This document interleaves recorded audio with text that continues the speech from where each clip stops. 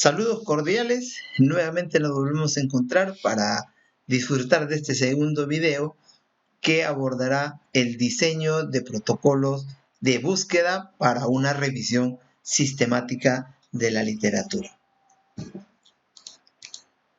El protocolo o este video aborda 4 aspectos.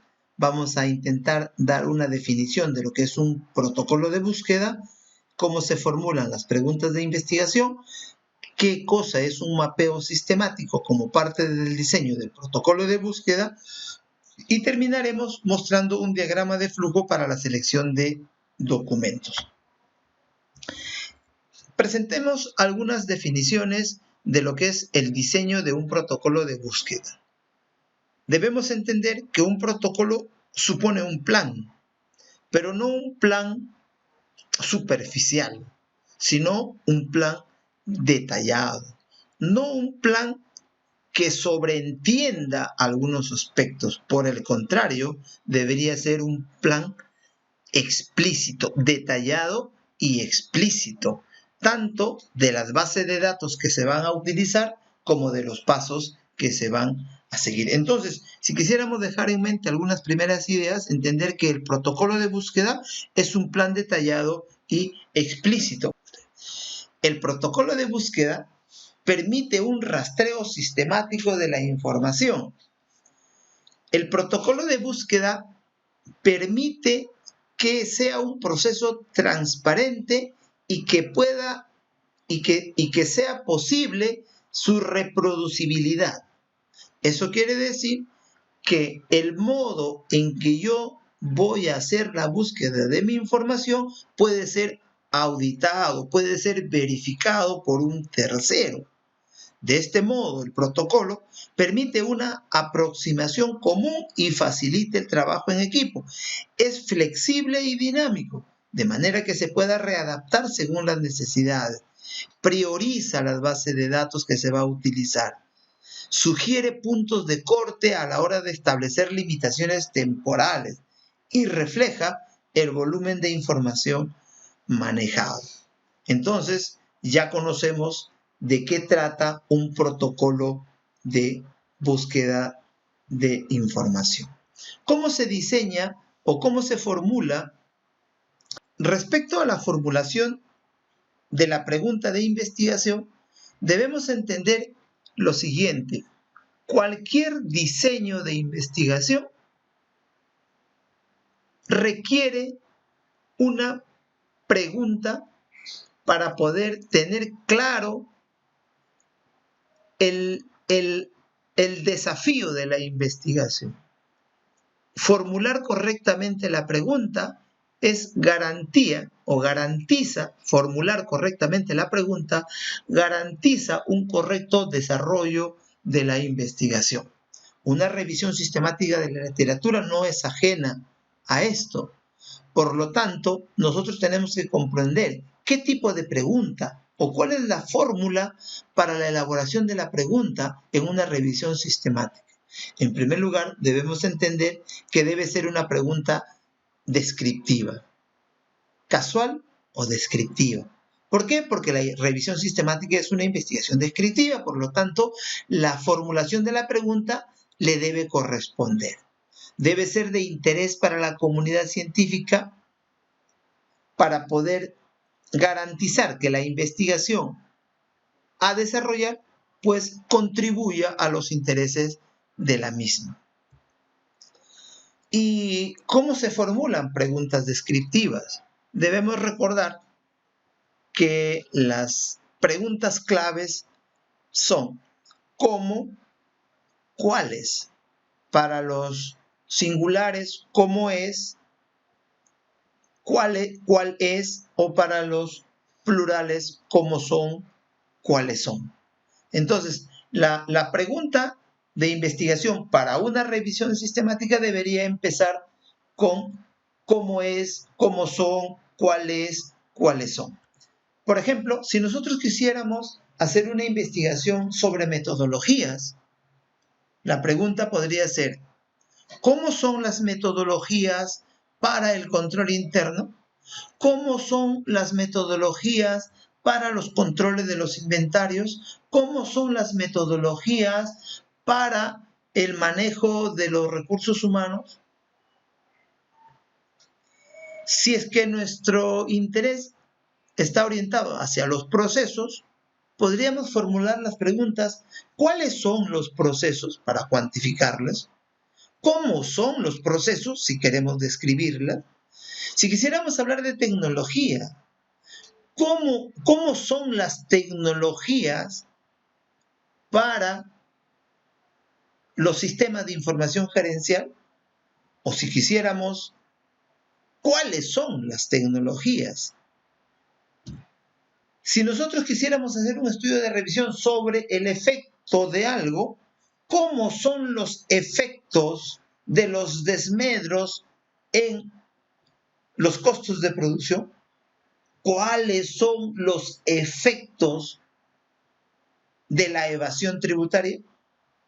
Si que nosotros quisiéramos abordar un tema sobre beneficios o sobre limitaciones, ¿cómo son los beneficios tributarios o cuáles son los beneficios tributarios? Si nosotros quisiéramos abordar un tema de costos, si quisiéramos hablar sobre tendencias y pronósticos, sobre razones que explican, sobre causas, sobre modelos, sobre principales conceptos o sobre el desarrollo histórico, nosotros deberíamos formular nuestra pregunta con las interrogantes: ¿cómo es? ¿Cómo son? ¿Cuál es? ¿Cuáles son? Hablemos sobre lo que es el mapeo sistemático. ¿Cómo se incorpora este concepto del mapeo sistemático dentro de los diseños de los protocolos de búsqueda?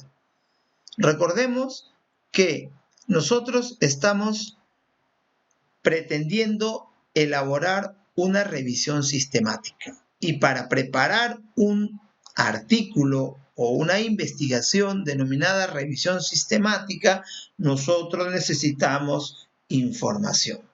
Por lo tanto, esa información tenemos que pensarlo, tenemos que organizarla de tal manera de que la recolección de esa información sea debidamente estructurada, sea sistemática. Entonces, en ese contexto, nosotros nos permitimos hablar sobre el mapeo sistemático. El mapeo sistemático permite revisar y categorizar información relacionada con un tema específico.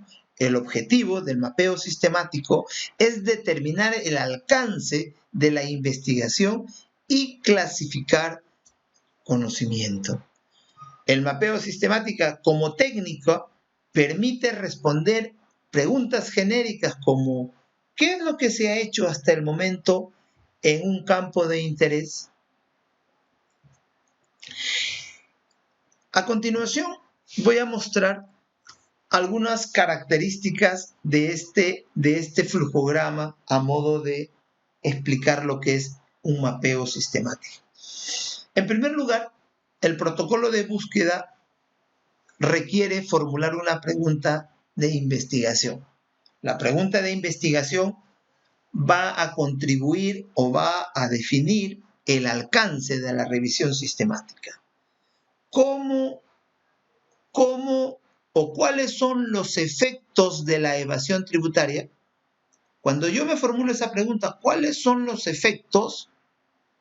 Quiere decir que la revisión sistemática pretende dejar en evidencia sobre los estudios previos, sobre estudios anteriores por su característica retrospectiva, de cuáles son los efectos de ser un evasor tributario. El alcance de la revisión nos permite realizar la búsqueda de estudios, de artículos, de tesis, de ensayos, de artículos de revisión. Esa búsqueda está orientada hacia lograr el objetivo planteado, que está vinculado con la pregunta de investigación. Al realizar la búsqueda, nosotros vamos a tener como resultado estudios localizados, estudios encontrados. Una vez que nosotros tenemos el volumen de estudios identificados, debemos de comprender que esa primera búsqueda va a arrojar un conjunto grande de investigaciones, sean estos ensayos, monografías, tesis, artículos de revisión, artículos científicos. Y esos estudios nos va a llevar hacia la aplicación de criterios para seleccionar cuáles son los estudios relevantes, ¿correcto? Entonces, no todos los estudios previamente identificados serán incorporados en el informe, sino estos pasarán varios tamices para poder tener artículos, estudios seleccionados con los criterios previamente establecidos. Entonces, como culminación de la selección de los estudios relevantes, tenemos los estudios relevantes seleccionados. Estos estudios relevantes seleccionados nos dejarán algunos conceptos clave que nos permitirán clasificar estos estudios, como por ejemplo, autores, modelos, antigüedad, tipo de instrumentos utilizados, tipo de estudios realizados, tipo de bases de datos en las que se han alojado, tipo de revistas en las que han sido publicadas. Luego, estos estudios serán clasificados y se generará el proceso de mapeo y extracción de datos.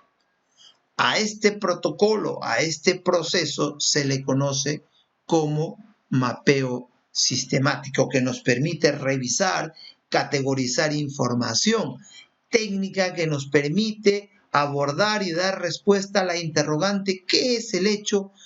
¿Qué es lo que se ha hecho hasta este momento en el campo de interés o en el tema que nosotros estamos abordando? Finalmente, el mapeo sistemático no podríamos considerarlo a partir de algunas preguntas de referencia, ¿no? ¿Qué tan difícil es encontrar artículos relevantes? ¿Cuáles son los artículos más citados? ¿Qué revisiones o cuáles son las revisiones de la literatura que han sido publicadas? ¿Cuáles son las revistas más importantes? ¿Quiénes son los autores más citados? ¿Cuáles son los principales temas de investigación? Finalmente, abordaremos el diagrama de flujo para la selección de documentos. Entonces, este diagrama tiene un orden bastante interesante. En la primera parte, en la que se identifican los documentos a ser evaluados, a ser analizados, estamos hablando del registro de documentos identificados en base de datos, que pueden ser 100. Luego tenemos registros adicionales en otras bases de datos, que podrían ser 50, y ahí tendríamos 150 artículos identificados, documentos identificados. Luego añadimos algún criterio criterio de exclusión, si hubieran algunos artículos que están duplicados. Vamos a suponer que son 20 artículos los que están duplicados, entonces nos quedaría 130 artículos. Luego vamos a entrar a un proceso de elección, ¿sí? ¿Cuántos registros han sido revisados y cuántos registros han sido excluidos? ¿Qué artículos son de texto completo y cuáles son los artículos que no tenemos acceso? Entonces, yo podría tener algunos criterios para excluir, ¿no? Por ejemplo, yo puedo haber tenido 130 registros se han revisado, pero tenemos que no están a texto completo 30. Entonces, hasta ahora me va quedando 100 artículos que se van a incluir en la síntesis cualitativa de mi revisión sistemática, ¿no es cierto? Y de este modo nosotros tenemos un diagrama de flujo que me permite seleccionar documentos. En resumidas cuentas, este flujograma aborda un número X de documentos previamente seleccionados, a la cual le vamos a aplicar algunos criterios de inclusión, algunos criterios de exclusión, para finalmente quedarnos con estudios que van a ser incluidos en nuestra revisión sistemática. Gracias por su atención. Hemos tratado de abordar este tema de diseño de protocolo de búsqueda, esperando que esto sea una buena práctica para el momento que nos toque escribir nuestra revisión sistemática de la literatura. Muchas gracias y nos vemos en el siguiente video.